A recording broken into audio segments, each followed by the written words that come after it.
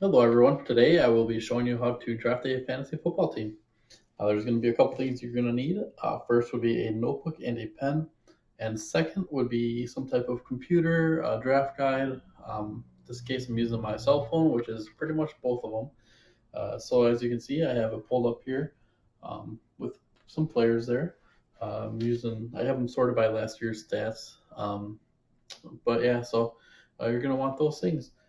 So first, I'll go over the how it's kind of played. So the real how they do in the game kind of reflects on what their points total are going to be for that day.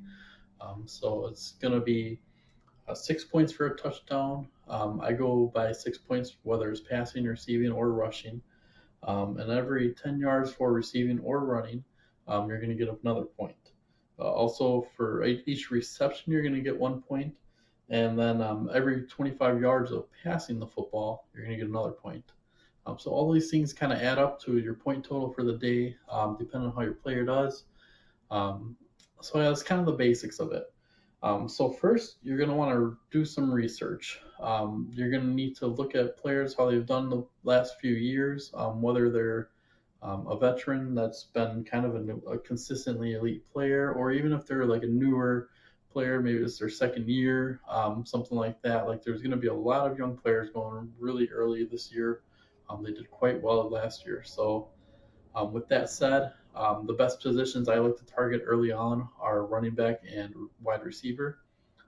This is the case because running backs are um, they're very important position because the top three running backs, the variation of point differential between the top 3 or 4 running backs and the next level is very there's a very large gap between them. Let's say same thing is true with the wide receivers as well. The top 5 wide receivers, the level gap between them and the points you're going to get from the next level isn't is very large gap. So quarterbacks, there are obviously, as you can see on my phone, I have sorted by total points last year. The top 4.4 scores from last year are quarterbacks, but quarterbacks score a lot of points.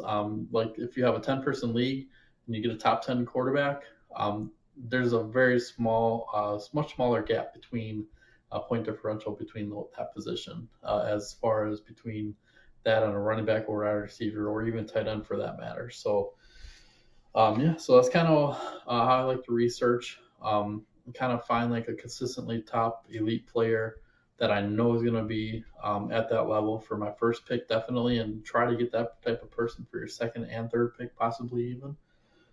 So usually to start the draft, you're going to pick chips or cards to determine the draft order. So yeah, so I actually um, the next step would then also be to keeping track of your team in your notebook. So as you can see, I wrote down the positions. I got quarterback, running back, wide receivers, tight end, flex position, which could be a running back, wide receiver, or tight end, and then a kicker and a defense. And then also below that, you kind of saw like some bench players that you can possibly have as well. So going into that, let's say I get the first pick. So I'm going to want to get a top elite player. I'm going to take the best running back off the board right away because the point differential between him and the next person is just so large that I would just take that position first. And then kind of how it works is I would take the first pick, then there would be like a snaking, called a snake draft. So it goes first to 10, and then the 10th person picks again, and it comes back to you. So then I would pick 2 players. I would get the one that came back to me, and then before it goes back up to the 10th player again, I would get to pick again. So yeah, so there's that, and then I would say third key to fantasy football, and really the most important is maintaining your team throughout the year.